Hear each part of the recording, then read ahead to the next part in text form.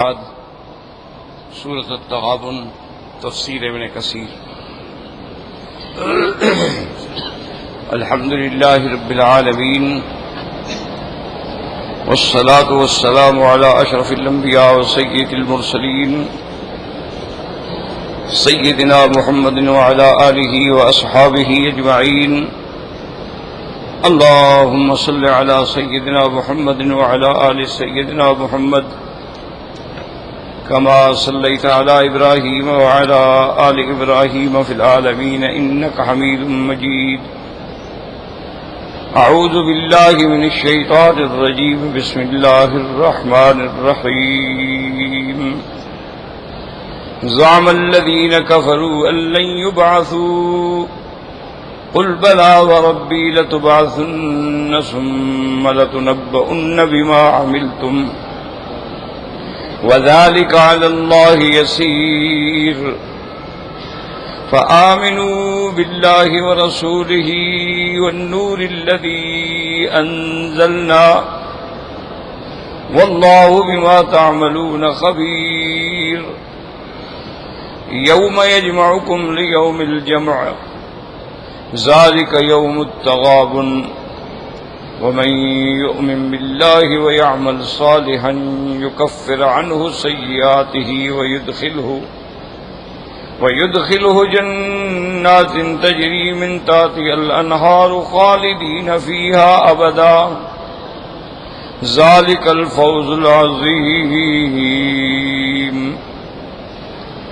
والذين كفروا وكذبوا بآياتنا أولئك أصحاب النار خالدين فيها وبئس المصير. قال المؤلف والمفسر رحمه الله تعالى أدام النفع بعلومه وعلومكم في الدارين آمين إلى أن قال يقول تعالى مخبرا عن الكفار والمشركين والملحدين أنهم يزعمون أنهم لا يبعثون. اب ان آیات میں اللہ تبارک و تعالی خبر دیتے ہیں کفار مشرکین ملحدین کے بارے میں. وہ یہ گمان کرتے ہیں کہ ہم دوبارہ نہیں اٹھائے جائیں گے. اللہ نے فرمایا میرے محبوب آپ فرما دیں قل بلا وربی لتبعثن ثم لتنبئن بما عملتم ای لتخبرن بجمیع اعمالکم جلیلها وحقیرها صغیرها وکبیرها. اللہ نے فرمایا نہیں، آپ فرما دیں کہ اٹھائے جاؤ گے، مجھے اپنے رب کی قسم ہے، اور اس کے بعد پھر تمہیں تمہارے اعمال کے بارے میں بھی اللہ خبر دیں گے، چاہے وہ اعمال بڑے ہوں یا چھوٹے ہوں یا اس سے بڑے ہوں، یا زیادہ یعنی ہیبت والے ہوں یا حقیر ہوں، جو بھی تمہارے اعمال ہیں وہ سارے کے سارے تمہارے سامنے لائے جائیں. وَذَلِكَ عَلَى اللَّهِ يَسِيرٌ. اور یہ تمہارا اٹھانا اور تمہیں حساب کتاب دے کے سزا جزا دینا اللہ کے لیے آسان ہے. وَذَلِكَ عَلَى اللَّهِ يَسِيرٌ بَعْثَكُمْ وَمُجَازَاتَكُمْ. وَهَذِهِ هِيَ الْآيَةُ الثَّالِثَةُ الَّتِي أَمَرَ اللَّهُ رَسُولَهُ صلى الله عليه وسلم أن يقسم بربه عز وجل على وقوع المعاد ووجوده. اب مفسر رحمت اللہ علیہ فرماتے ہیں کہ یہ تیسری آیت ہے قرآن میں جس میں اللہ نے اپنے رسول کو حکم دیا کہ قسم کھا کے بتائیں. تو یہ اللہ کی طرف سے حکم ہے اور حضور قسم کھا رہے ہیں کہ قیامت برحق ہے اور سب نے اٹھنا ہے. مفسر رحمت اللہ علیہ فرماتے ہیں فالاولی فی سورۃ یونس، پہلی آیت مبارک سورۃ یونس میں یستنبئونک حق هو قل ای وربی انہ لحق وما انتم بمعجزین. سورۃ یونس میں اللہ نے فرمایا میرے محبوب آپ سے خبر لیتے ہیں کہ کیا یہ قیامت کا آنا صحیح ہے، حق ہے؟ آپ کہیں ہاں مجھے اللہ کی قسم ہے، اپنے رب کی قسم ہے، یہ حق ہے. وما انتم بمعجزین، اور نہیں ہو تم عاجز کرنے والے کہ کہیں بھاگ جاؤ. والثانیۃ فی سورۃ السبع وقال الذین کفروا لا تأتینا الساعۃ قل بلی وربی لتأتینکم اللہ پاک نے فرمایا کافر کہتے ہیں کہ قیامت نہیں آئے گی، آپ کہیں مجھے اپنے رب کی قسم ہے کہ قیامت ہر حال میں آئے گی. یہ دوسری جگہ قسم. اب تیسری جگہ اسی صورت میں ہے، زعم الذین کفروا ان لن یبعثوا قل بلی وربی لتبعثن ثم لتنبئن بما عملتم وذلک علی اللہ یسیر. تو یعنی قیامت اتنا اہم مسئلہ ہے کہ اللہ نے اپنے پیغمبر کو حکم دیا کہ قسم کھا کے بتلائیں قوم کو. اب فرماتے ہیں فآمنوا باللہ ورسولہ والنور الذی انزلنا، یعنی القرآن، واللہ بما تعملون خبیر، ای فلا تخفی علیہ من اعمالکم خافیہ. اللہ نے حکم دیا کہ اللہ پر ایمان لاؤ، اللہ کے رسول پہ ایمان لاؤ اور اس نور پہ ایمان لاؤ جو ہم نے اتارا، یعنی قرآن پاک. اور اللہ تبارک و تعالی جو تم عمل کرتے ہو وہ جانتے ہیں.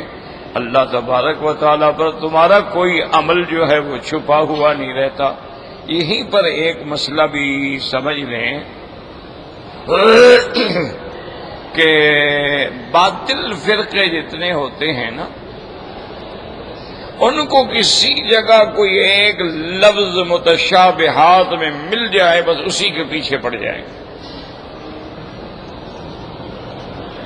کیوں؟ ان کے پاس جو ہے دلائل تو ہوتے نہیں، صرف ان کا یہ ہوتا ہے کہ توہمات ہیں، خیالات ہیں، اقوال ہیں، یا پھر متشابہات کا سہارا لیتے. مثلا ایک آیت میں آ گیا کہ قد جاءکم من اللہ نور و کتاب مبین، اللہ تعالی کی طرف سے تمہارے پاس آئے ہیں نور اور کھلی ہوئی کتاب. تو وہاں پر بعض مفسرین کرام نے یہ لکھ دیا کہ بھئی نور سے مراد تو حضور پاک ہیں اور کتاب مبین سے مراد جو ہے وہ اللہ کا قرآن ہے. ایک قول ہے مفسرین کا، ورنہ جتنے بڑے مفسر ہیں صحابہ میں، تابعین میں، انہوں نے فرمایا کہ نہیں، نور سے مراد بھی قرآن ہے اور کتاب مبین سے مراد بھی قرآن ہے. لیکن ان کو ایک آیت مل گئی، انہوں نے اسی پہ اپنے عقیدے کی بنیاد رکھ دی کہ حضور پاک صلی اللہ علیہ وسلم نور ہیں، اور جتنی ضعیف روایات ملتی تھیں وہ بھی ذکر کر دیں. دیکھیں جی اصل مسئلہ تو قرآن میں ہے نا، تو یہ روایات بھی بچاؤ ضعیف ہیں تو کیا ہوا کہ اول ما خلق اللہ نوری، سب سے پہلے اللہ نے میرے نور کو پیدا فرمایا ہے. تو یہ عادت ہے ہمیشہ سے فرق باطلہ کی. اور جو علماء حق ہوتے ہیں وہ یہ دیکھتے ہیں کہ سارے قرآن میں آیات محکمات کیا کہہ رہی ہیں. اگر کسی جگہ متشابہات ہوں تو ان کو محکمات کی روشنی میں سمجھا جاتا ہے. مثلا یہاں آ گیا قد جاءکم من اللہ نور و کتاب مبین. انہوں نے کہا بھی اب دوسری جگہ دیکھیں تو دوسری جگہ قرآن میں آتا ہے وَأَنزَلْنَا إِلَيْكَ نُورًا مُبِينًا، تو وہاں قرآن مراد ہے. وَاتَّبِعُوا النُّورَ الَّذِي أُنزِلَ مَعَهُ، تو وہاں بھی قرآن مراد ہے. تو نے کہا بھی جہاں جہاں لفظ نور آیا ہے اللہ نے اس سے مراد قرآن لیا ہے، تو اس آیت میں بھی اللہ کا قرآن ہے، کیونکہ باقی ساری آیات اس پہ دلالت کر رہی. اور تیسری بات یہ ہے کہ جب یہ چیز نص قطعی سے ثابت ہو گئی ہے کہ وما ارسلنا قبلک الا رجالا نوحی الیہم، میرا مدنی آپ سے پہلے بھی جتنی ہم نے پیغمبر بھیجے ہیں وہ مرد ہیں، انسان ہیں. اسی طرح نص میں یہ بات واضح ہو گئی کہ قل انما انا بشر مثلکم. اسی طرح واضح ہو گئی قل سبحان ربی هل كنت الا بشرا رسولا. اسی طرح قرآن میں آیا قالت رسلہم ان نحن الا بشر مثلکم. تو ساری آیتیں جب دلالت کر رہی ہیں کہ انبیاء بشر ہوتے ہیں، اللہ کے بندے ہوتے ہیں، اولاد آدم ہوتے ہیں، تو پھر بلا وجہ سارے نصوص کو چھوڑ کے بس ایک لفظ سے بنیاد رکھ لے آدمی عقیدے کی. اور اگر حضور صلی اللہ علیہ وسلم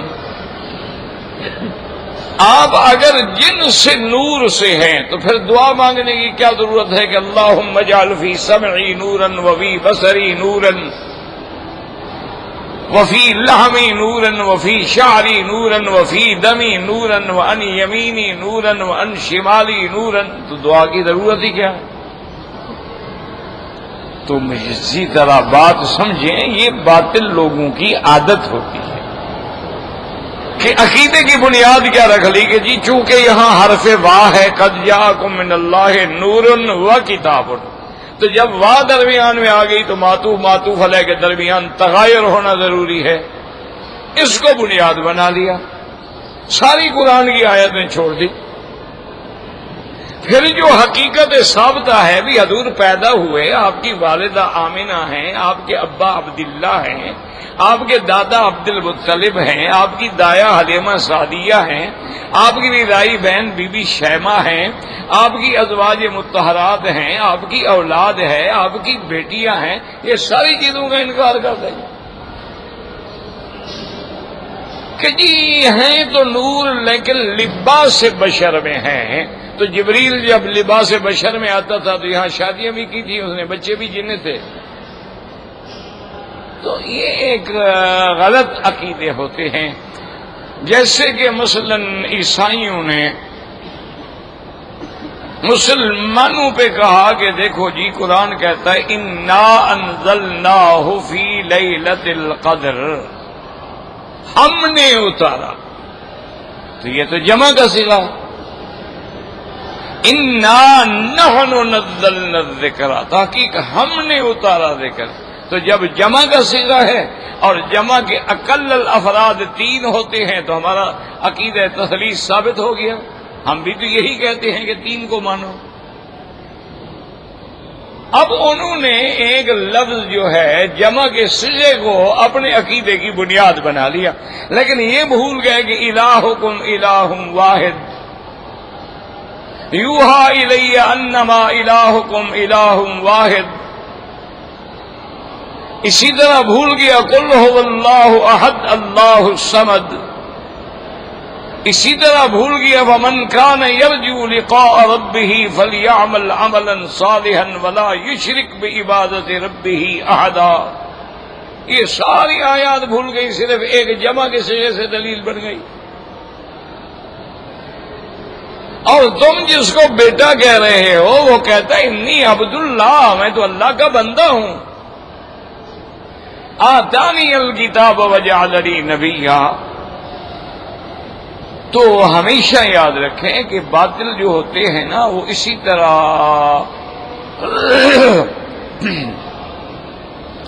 جھوٹے دلائل لے کے آتے ہیں.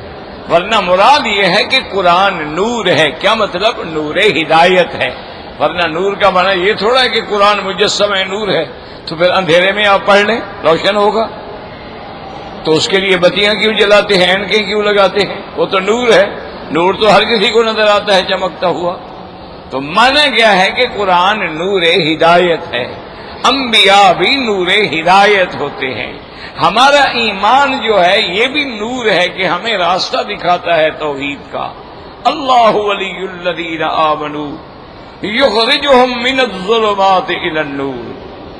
اور اسی طرح فرمایا من یرد اللہ ان یہدیہ یشرح صدرہ للاسلام فہو علی نور من ربہ. اسی طرح قرآن کہتا ہے کہ جب مومن پل صراط پہ جائیں گے نورہم یسعی بین ایدیہم. اب اس کا معنی تھوڑا ہے کہ وہاں نور بن جائیں گے، یہاں انسان تھے. اس لیے ہمیشہ باطل فرقے جو ہیں وہ ایسے الفاظ کی انتظار میں بیٹھے ہوتے ہیں کہ کہیں لفظ آ گیا، ہاں نور آ گیا نا جی، تو دیکھیں جی مفسر نے لکھا ہے نا کہ حضور مراد ہے. بھئی نور نبوت مراد ہے، جن سے نور تو کسی نے نہیں لکھا ہے۔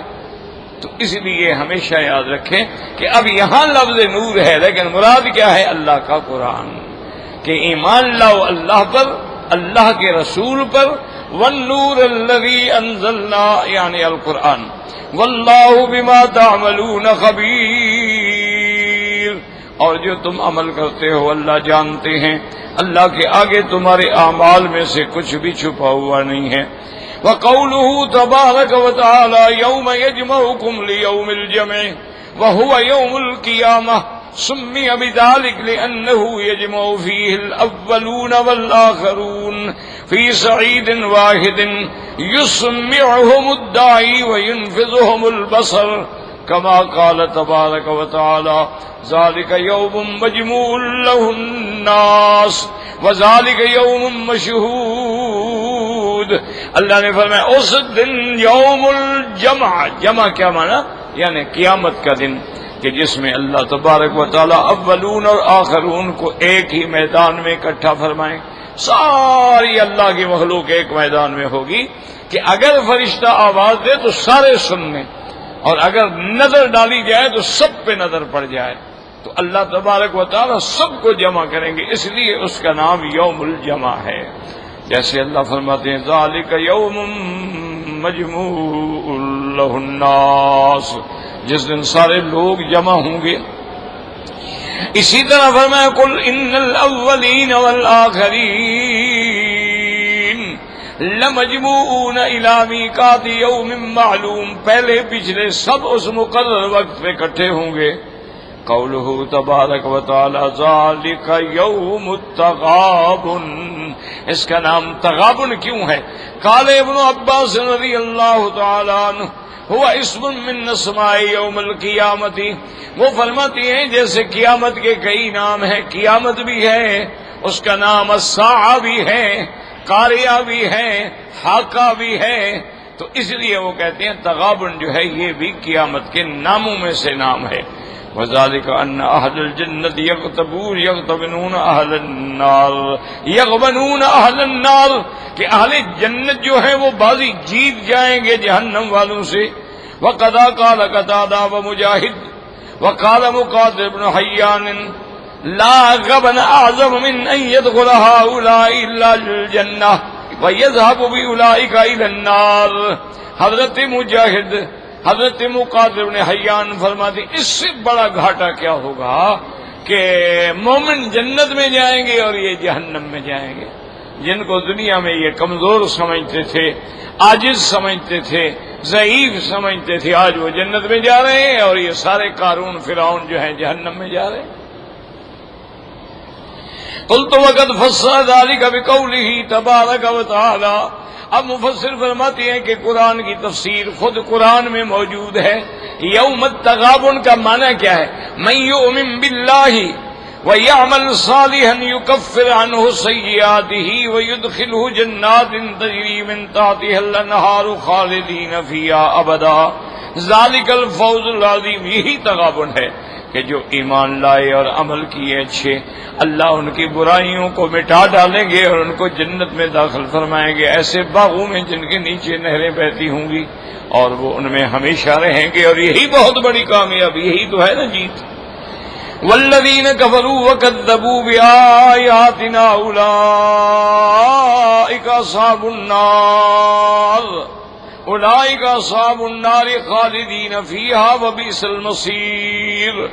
اور جنہوں نے کفر کیا اور اللہ کی آیات کی تکذیب کی وہی جہنمی ہیں، ہمیشہ جہنم میں رہیں گے، اور کیا برا ٹھکانہ ہے۔ تو یہی تغابن ہے کہ مومن جنت میں چلے گئے اور کافر جو ہے وہ جہنم میں چلے گئے۔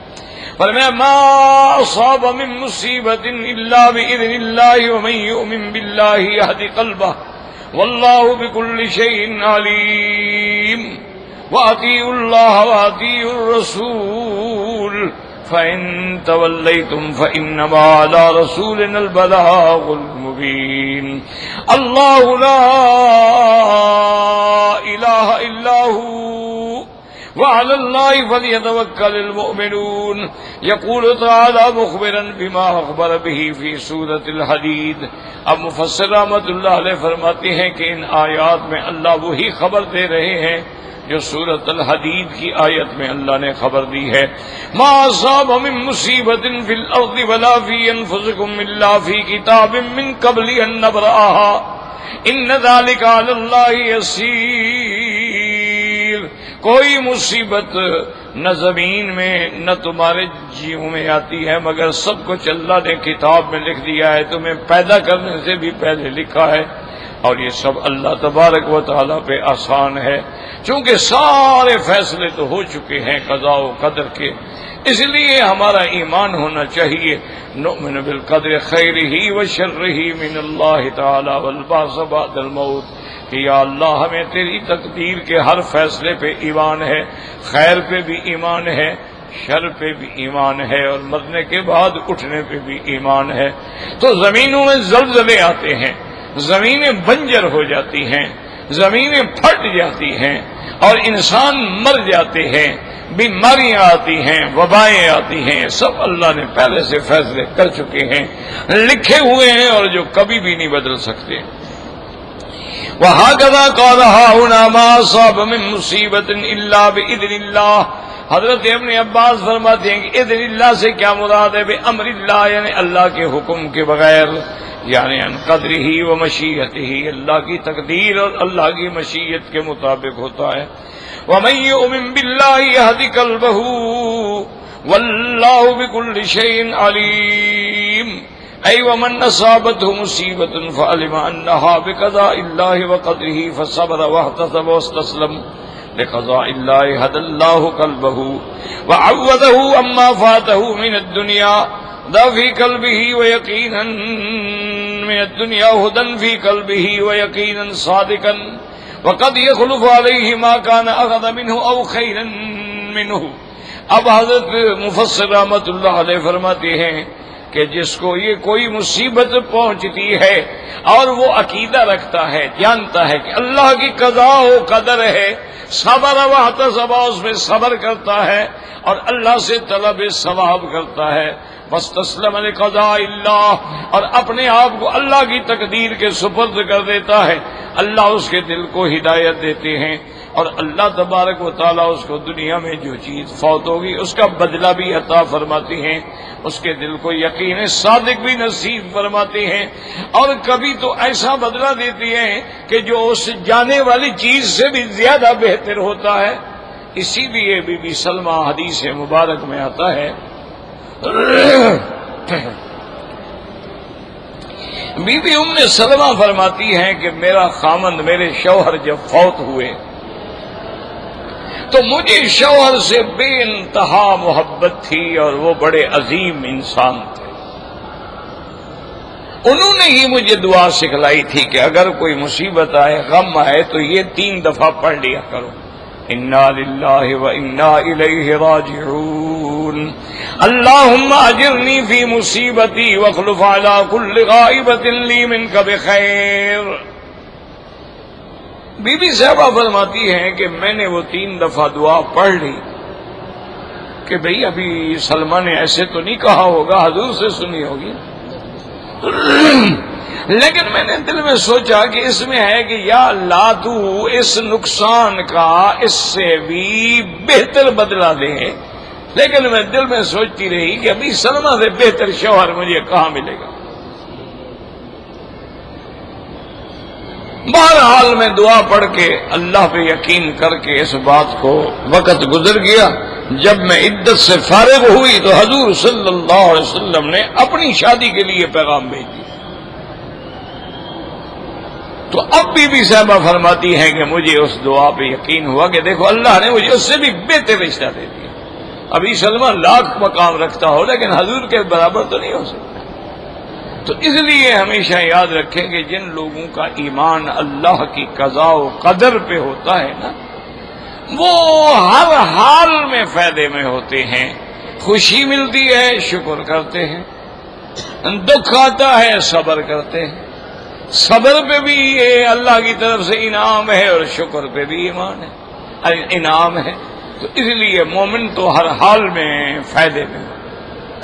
اسی لیے بعض بزرگوں نے تاریخ میں ایک واقعہ لکھا ہے. حضرت سری سقطی رحمت اللہ علیہ بہت بڑے اولیاء اللہ میں گزرے ہیں، اور وہ اکثر جو ہے نا خوش ہوتے تھے. جب بھی کوئی ملے نا دیکھتے تو حضرت خوش ہیں اور ہنس رہے ہیں اور تبسم فرما رہے ہیں، اور کوئی پریشانی ان کے گویا کے قریب ہی نہیں پھٹکتی. ایک دن کوئی میرے جیسا بے وقوف مرید ہوگا، اس نے حضرت کو پکڑ لیا. اس نے کہا حضرت انسان ہے، غم ہے، دکھ ہے، سکھ ہے، صحت ہے، بیماری ہے، طاقت ہے، کمزوری ہے، آپ ہر حال میں خوش ہوتے ہیں، آپ کو ہم نے کبھی اتنے عرصے میں غم میں دیکھا ہی نہیں. تو حضرت نے فرمایا کہ بھائی جب پوری دنیا میں جو کچھ ہو رہا ہے میرے منشے سے ہو رہا ہے، میرے حکم سے ہو رہا ہے، تو پھر میں کیوں غم کروں؟ یہ ایسی باتیں ہوتی ہیں نا صوفیوں کی، اسی سے بہت سارے لوگ جو ہے نا بیچارے بدک جاتے ہیں. دیکھو کیا کہہ رہی ہے، ہر چیز اللہ کے حکم سے ہوتی ہے کہ پیر کے حکم سے ہو رہی ہے. تو اب بعض جو بیچارے تھوڑے سے میرے جرا دو کتابیں پڑھے ہوتے ہیں اور فوراً فتوے ٹھوک دیتے ہیں، ہاں دیکھو لا حول ولا لا حول استغفر اللہ، کافر ہو گیا جی. ہر چیز اللہ کے حکم سے ہوتی ہے. یہ اچھا پیر ہے، کہتے ہیں ہر چیز میرے حکم سے ہو رہی ہے، میرے منشے سے ہو رہی ہے. قرآن کہتا ہے جو کچھ ہوتا ہے اللہ کے منشے سے ہوتا ہے، یہ کہتا ہے میرے منشے سے ہوتا ہے. تو اب جو ظاہر بین لوگ ہوتے ہیں نا تو فوراً فتویٰ جڑ دیتے ہیں، حالانکہ ایسا کبھی نہیں کرنا چاہیے. اگر کوئی صوفیاء کا قول ہے ٹھیک ہے، وہ شریعت میں حجت نہیں ہے، لیکن ان لوگوں سے پوچھیں جو علم تصوف کو سمجھتے ہیں. صاحب البیت ادری بالبیت، گھر والے کو پتا ہوتا ہے کہ گھر کا اندر کیا ہے. تو بہرحال وہ بھی حیران ہو گیا. اس نے کہا حضرت آپ کیا کہہ رہے ہیں؟ ہر چیز اللہ کی مشیت سے ہوتی ہے، اللہ کے منشے سے ہوتی ہے، اور آپ کہتے ہیں میرے منشے سے ہوتی ہے. آپ ہنس پڑے. میں جاہل آدمی، جب ہم نے اپنی مرضی کو مٹا دیا ہے کہ ہماری مرضی ہے ہی نہیں، جو ہے اسی کی مرضی ہے، ہم اس کی رضا پہ اتنا راضی ہیں کہ ہماری کوئی مرضی ہے ہی نہیں ہے، تو پھر جو کچھ ہو رہا ہے ہماری مرضی پہ ہو رہا ہے کہ نہیں ہو رہا ہے؟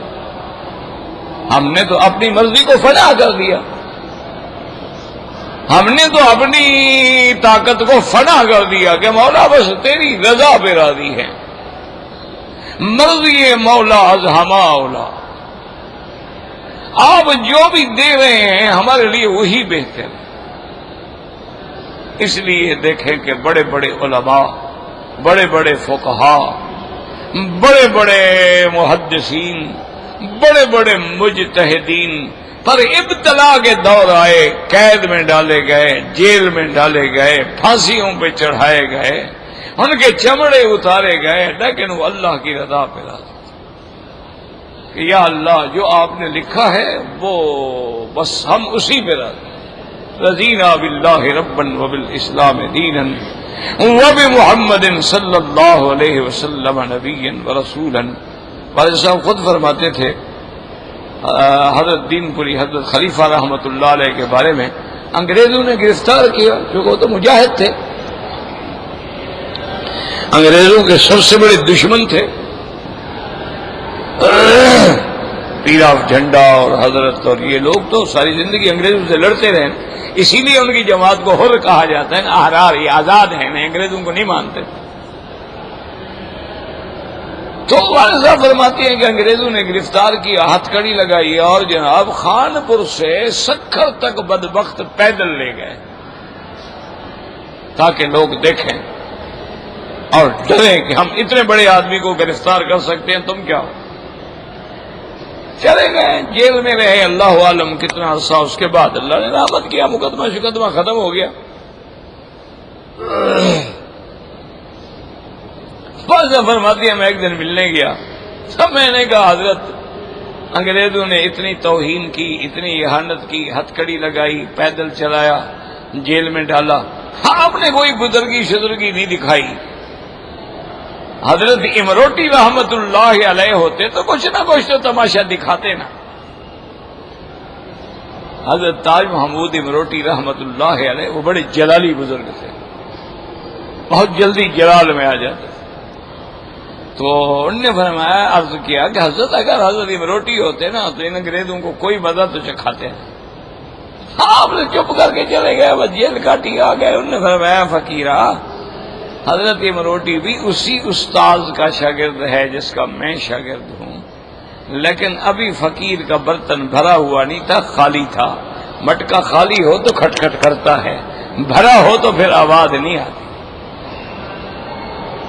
اس لیے ہم تو اللہ کی رضا پہ راضی تھے، جو اللہ نے کر دیا وہ ٹھیک ہے، بس خلاص، السلام علیکم. اور اسی میں اللہ کی حکمتیں تھیں کہ کتنی لوگوں نے جیل میں مجھ سے بیٹھ کے اللہ اللہ سیکھا، کتنی لوگوں نے گناہوں سے توبہ کی، کتنی ڈاکو اور چور جو تھے وہ مقام ولایت پہ پہنچے. اللہ نے ہمیں اسی لیے بھیجا ہوگا کہ یہاں کون تبلیغ کرے گا، تو اللہ کا منشا ہے، اس پہ راضی رہنا چاہیے. میں نے کہا ٹھیک ہے بہرحال. لیکن حضرت امروٹی تو انہوں نے کہا فقیر وہ بھی میرے شیخ کا ہی شاگرد تھا نا، ہم کٹھے رہے ہیں، لیکن وہ ابھی فقیر کا برتن بھرا ہوا نہیں تھا. جب مٹکا خالی ہو نا وہ آواز بڑی کرتا ہے، ٹاں ٹاں کرتے، اور جب بھرا ہو تو پھر تب تک آواز نہیں آتی ہے. حضرت کا اچھا ٹھیک ہے حضرت، بہرحال جو بھی ہے. حضرت امروٹی تھے نا وہ بڑے بادشاہ تھے اور بڑے جذباتی تھے، اور بڑے طبیعت میں اتنا جلال تھا، اتنا غصہ تھا کہ ان سے تو برداشت نہیں ہوتی تھی. اچھا کئی دفعہ حضرت دین پوری نے ان کو روکا کہ حضرت یہ کیا آپ ہر وقت ایسی باتیں کر دیتے ہیں. انہوں نے کہا سائیں مجھ سے صبر نہیں ہوتا ہے کہ ماں جو ہاتھ میں لاٹھی بھی ہو تو کتوں بھی کھائی جاوے، یعنی مجھے کتا بھی کاٹے ہاتھ میں لاٹھی ہو نہ ماروں، یہ کوئی بات ہے؟ مجھ سے نہیں صبر ہوتا، میں نہیں برداشت کر سکتا. وہ تو بس ایک سیکنڈ میں ہوتا تھا نا، بس اب ذرا سی بات ہوئی نہیں. ایک وہ ان کی مسجد توڑنے کے لیے آئے تھے نا انگریز، بڑے بڑے بڑے. انہوں نے کہا خبردار میری مسجد کو اگر ہاتھ لگائے، اگر میری مسجد کو ہاتھ لگائے، مسجد کو توڑا تو میں تمہارے ساتھ ایسا کروں گا کہ کبھی دنیا نے نہیں کیا ہو. انہوں نے کہا پیر جی عقل سے کام لو، یہ 5-6 ہزار جو مرید تم نے اکٹھے کیے ہوئے نا، یہ ایک توپ کھانے کے گولے کی مار ہیں. ایک گولا ہم ماریں گے نا ان کا وجود بھی نہیں ملے گا، ان کو بھی مرواؤ گے، خود بھی مرو گے. ضد کرنے کا کیا فائدہ؟ آپ کے پاس کون سا ہتھیار ہے ہمارے مقابلہ کرنے کا؟ حضرت امروٹی جوش میں آ گیا، فرمانے لگے ماں جو ڈاہ ڈزی بندوق کا، اللہ نے مجھے یہ 10 فائر کرنے والی بندوق دی. ایسے اشارہ کیا تو اندھا ہو گیا. کہا جاؤ کتو، جا کے جو ہے میرا مقابلہ کرنا ہے کرو. وہ تو پاؤں پڑ گیا، انگریز سمجھ گیا. انہوں نے کہا تو وہ بزرگ کی بات لگ گئی، یہ اشارہ کیا میں اندھا ہو گیا. انہوں نے کہا حضرت آپ کی مسجد ہم نہیں توڑیں گے، یہ یہاں رہے گی، اور مجھے مہربانی کر کے معاف کر دو. وہ انگریزوں کو کہتے تھے کتو، کتا ہے. کہنے لگا اچھا کتو معاف کیا جاؤ. اور خلیفے نے کہا کہ میرے سرمے کی سلائی اس کو پہنا دو. وہ سرما لے آیا، پہنایا اور ٹھیک ہو گیا. انہوں نے کہا حضرت آپ مہربانی کریں، آپ کی مسجد کو کوئی بھی نہیں توڑے گا، میں ذمہ داری لیتا ہوں. میں نے کہا اچھا ہوا کہ تم نے فقیر کی مسجد کو نہیں توڑا، ورنہ الحمدللہ اللہ نے فقیر کو ایسی دعا مانگنے کی طاقت دی تھی کہ ایک انگریز کا سر بھی نہ بٹتا، میں یہاں بیٹھے بیٹھے کاٹ دیتا سب. خود نے کہا حضرت آپ بخشے بھی تو صحیح نہ، مہربانی کریں. وہ مسجد ابھی بھی کری ہے. انہوں نے وہ دریا کا رخ بدل دیا، مسجد چھوڑ دی. انہوں نے کہا بھائی ان سے نہ لڑو. تو حضرت بڑے جذباتی تھے، اللہ ان کی قبروں پہ رحمت فرمائے. میں نے تو دونوں بزرگوں کو نہیں دیکھا، سنی ہے باتیں، نہ ہم نے حضرت امروٹی رحمت اللہ علیہ کو دیکھا اور نہ ہم نے حضرت دین پوری رحمت اللہ علیہ کو دیکھا. بڑے لوگ تھے جہاں حضرت تھانوی آتے تھے، جہاں حضرت مدنی آتے تھے، اور جہاں عبید اللہ سندھی آتے تھے، جہاں بڑے بڑے حضرت لاہوری یہاں آتے تھے. یہ اتنے بڑے لوگ تھے، اللہ ان کی قبروں پہ کروڑوں رحمتیں فرمائے. توحید کے پہاڑ تھے، ہر وقت لا الہ الا اللہ یعنی آپ دین پور میں جائیں تو صدا بھی لا الہ الا اللہ کی ہوتی تھی. حضرت کا حکم تھا کہ کوئی کسی کے گلی پہ کھڑے ہو کے نام سے نہ پکارے, اللہ کی ضرب لگاؤ لا الہ الا اللہ, اندر سے جواب دے گا الا اللہ لا الہ الا اللہ, تاکہ ہر وقت بستی جب آپ اس نالے سے گزرتے تھے نا بس اللہ کا ذکر,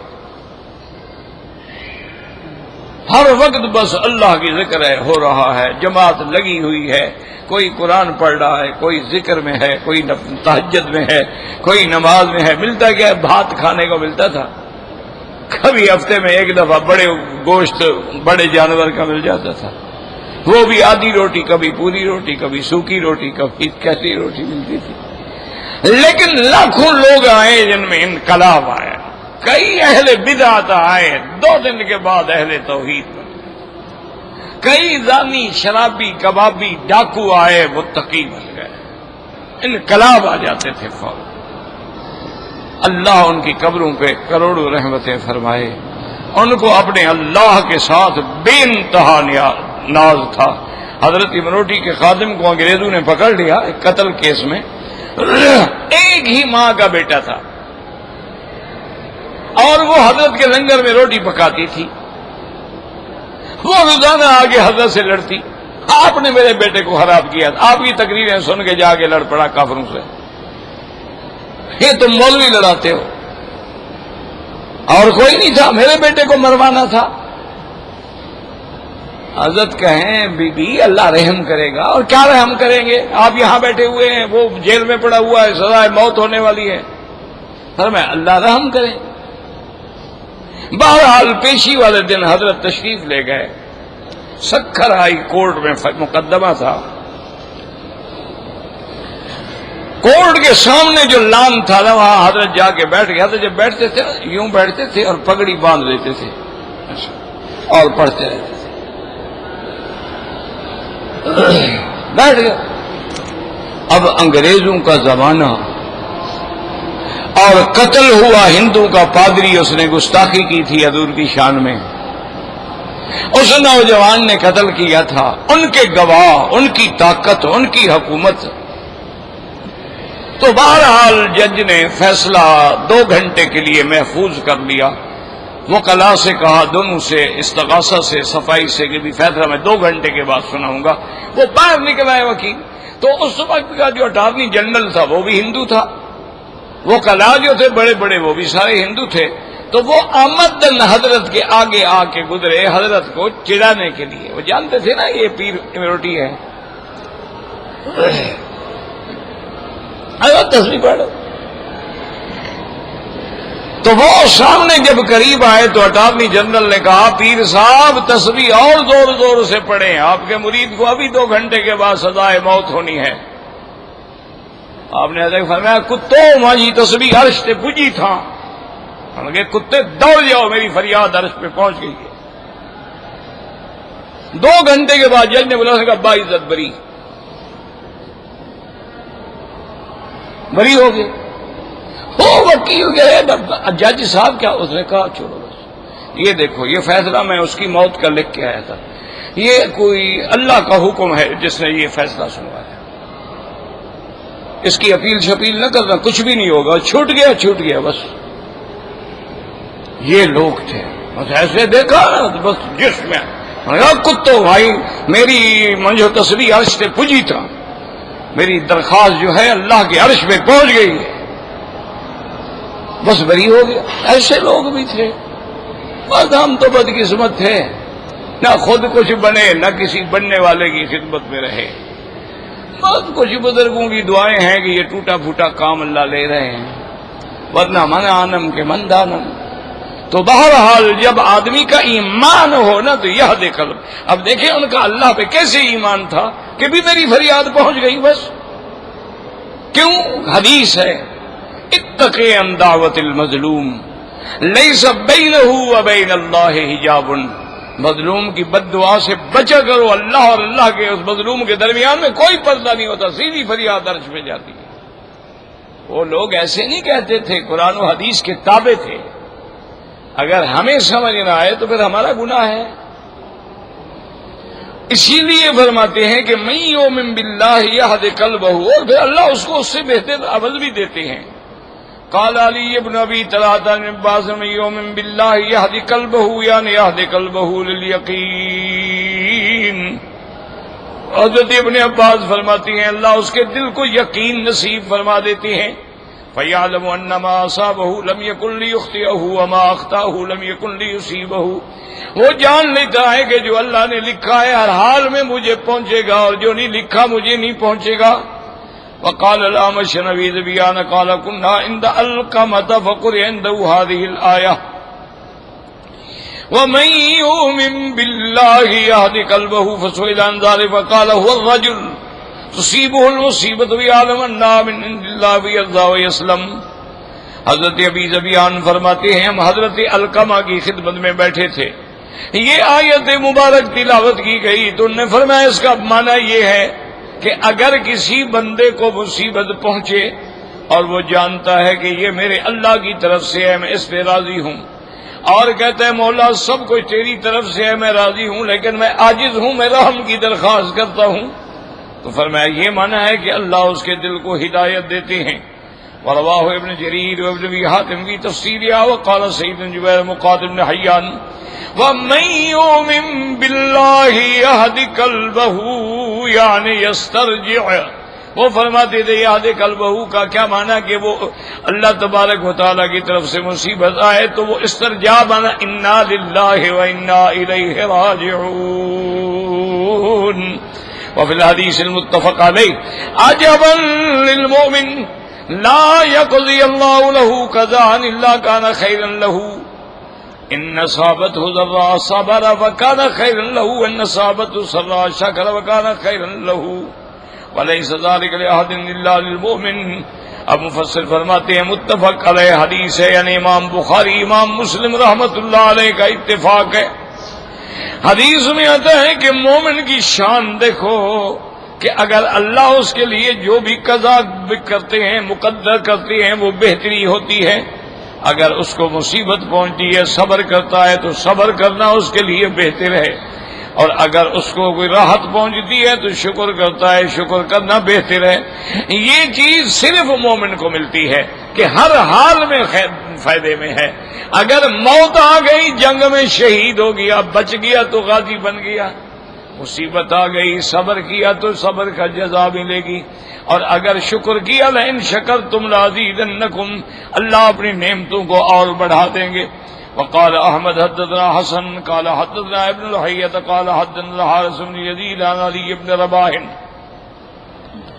انه سمع جنادة بن ابی امیہ یقول سمعت عبادة بن الصامت رضی اللہ تعالی عنہ یقول ان رجلا اتى رسول اللہ صلی اللہ علیہ وسلم وقال یا رسول اللہ ای العمل افضل؟ قال ایمان باللہ وتصدیق بہ وجہاد فی سبیل اللہ۔ حضرت عبادہ بن الصامت کہتی ہیں کہ ایک آدمی حضور کی خدمت میں آیا اور اس نے آ کے پوچھا کہ یا رسول اللہ کون سا عمل ہے جو سب سے افضل ہے؟ آپ نے فرمایا اللہ پر ایمان لاؤ، تصدیق ہو، اللہ کے راستے میں جہاد ہو۔ قال اريد اعمل من هذا یا رسول اللہ؟ قال لا تتم اللہ فی شیء كذلك به۔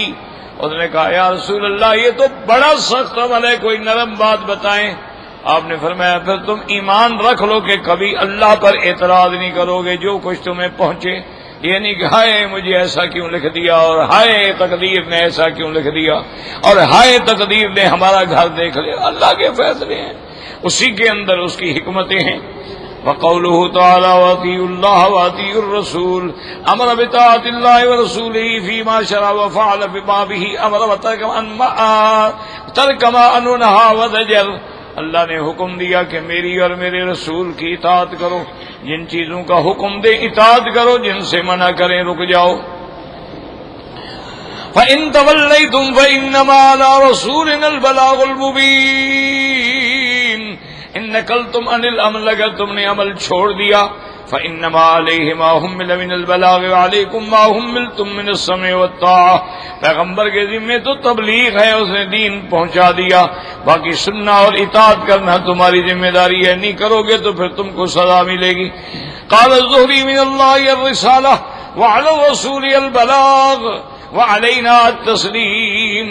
امام ظہری فرماتے ہیں اللہ تعالی حکم بھیجتے ہیں، اللہ کے رسول پہنچاتے ہیں، اور ہم پر ہے کہ ہم ان احکام کی تعلیم کریں، تعمیل کریں.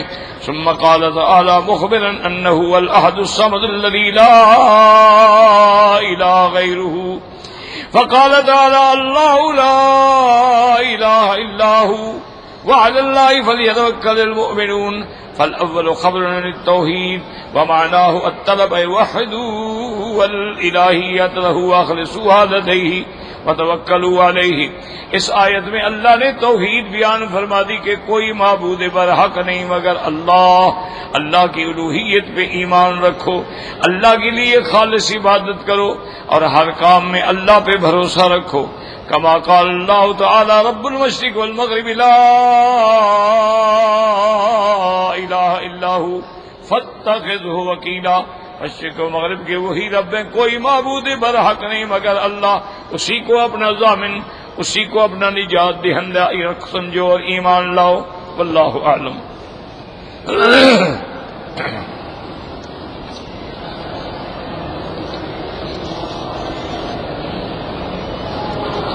کہتے ہیں جی کہ اگر ٹیلی فون پر نکاح کیا جائے، میرا بھائی ٹیلی فون پر نکاح نہیں ہوتا ہے. نکاح کے لیے یہ ضروری ہے کہ دولہا دلہن ایک ہی جگہ پر موجود ہوں. اچھا طلاق میں ضروری نہیں ہے، بیوی کہیں ہے، پاکستان میں ہے، بنگلہ دیش میں ہے، یہاں سے طلاق دے دی ہو جائے گی، نکاح نہیں ہوتا. اچھا اگر فرض محال دولہا تو ہے دلہن نہیں ہے تو اس کا وکیل ہو، باپ ہے چاچا ہے جو بھی اس کا وکیل، وکیل اس سے اجازت لے کے، یا دولہا ہے وہ یہاں رہتا ہے دلہن دوسرے ملک میں ہے، یہ کسی کو اپنا وکیل بنا دے کہ میں مسمی فلان ابن فلان کو اپنا وکیل شرعی بناتا ہوں کہ وہ مسمات فلانا بنت فلانا سے بے عوض حق المہر اتنا بروبرو گواہان میرا نکاح کر دے، تو یہ جا کے اس کی طرف سے ایجاب و قبول کر دے گا. نکاح پر جو ہے وہ ایجاب قبول نہیں ہوتا، نہ نکاح ہوتا ہے، بالکل حرام ہے. کیا ہے تو دوبارہ کرو.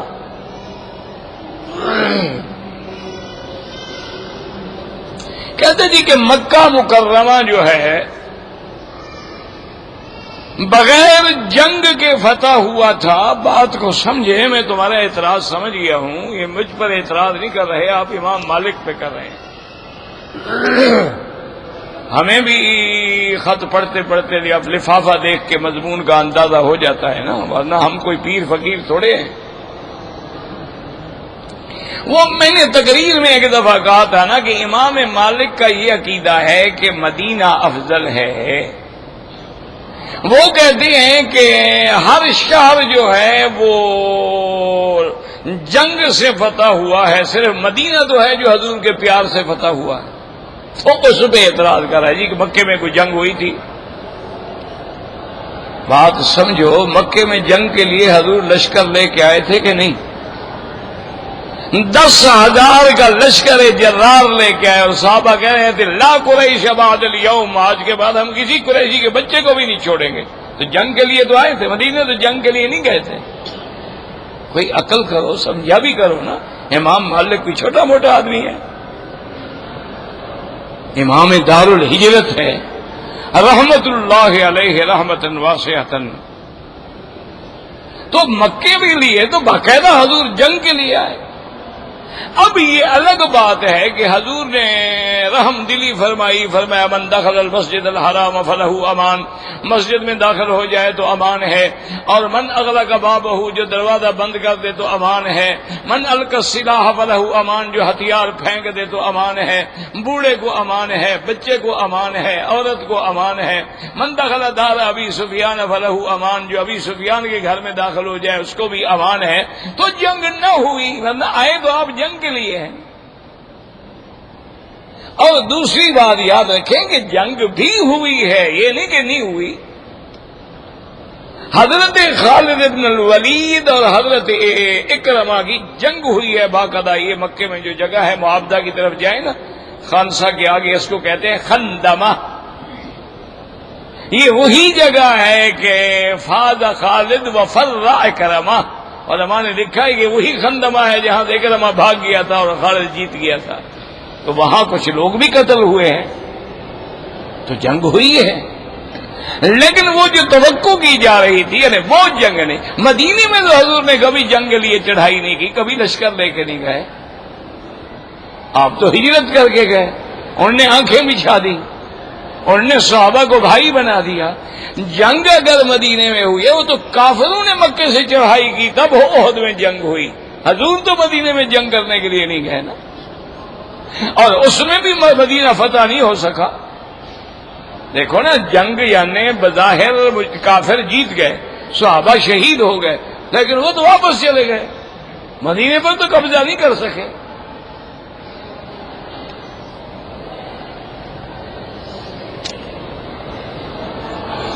کہتے تھے کہ مسجد شریف کی پرانی دری جو ہے اس کو ہم استعمال کر سکتے ہیں، مسجد میں کر سکتے ہیں اور کسی کام میں نہیں. اب یہ نہ کرو لوگوں کی قالینیں اٹھانی شروع کر دو جی پرانی ہو گئی ہے. ہمارے لوگ تو ماشاءاللہ گلاس بھی اٹھا کے لے جاتے ہیں.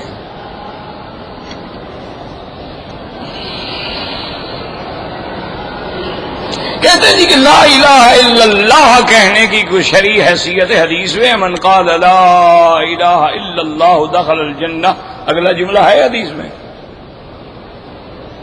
من کان آخر کلامہ لا الہ الا اللہ دخل الجنہ، اگلا جملہ کہاں ہے؟ اللہ کے بندے اعتراض نہ کیا کرو، وہ اللہ والے بھی پورا کلمہ پڑھواتے ہیں لا الہ الا اللہ محمد الرسول اللہ، پھر وہ مشق کراتے ہیں.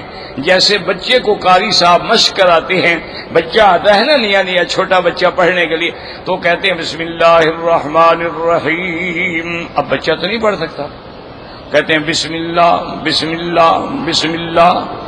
اب بچہ کہے گا بسم اللہ بسم اللہ الرحمن الرحمن الرحمن الرحمن، بچہ کہے گا الرحمن الرحمن الرحیم الرحیم. جب پکا ہو جائے کہیں گے بسم اللہ الرحمن الرحیم. یہ مشق ہوتی ہے. اعتراض نہ کیا کرو، حقائق کو سمجھا کرو، وہ بھی ایک قسم کی مشق ہوتی ہے تاکہ غیر اللہ کی نفی ہو جائے اور اللہ کا اثبات ہو جائے. اور پھر ورنہ یہ ہے، یہ سارا ان کو یہی کلمہ سکھایا کس نے ہے؟ محمد الرسول اللہ نے. اگر حضور نہ آتے تو ہمیں توحید کا پتہ تھا؟ اگر حضور پاک نہ آتے، پہلی دعوت حضور نے کیا دی؟ قولوا کلمۃ تفلحوا بها لا الہ الا اللہ. اللہ پاک سے دعا کریں کہ اسی کلمے پہ موت آئے. اللہم اجعل آخر کلامنا لا الہ الا اللہ. اللہم ارزقنا حسن الختام. اللہم ادخلنا فی الفردوس الاعلی.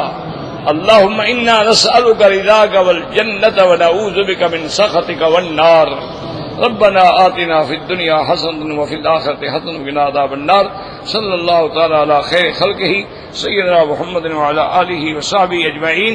اللہم صلی علی سیدنا محمد وعلی آل سیدنا محمد وبارک وسلم. ہمارے بیٹے کی گاڑی ٹھیک ہے یار، رات وہاں 9 بجے آ کے کیسے پڑے ہیں وہ لے آ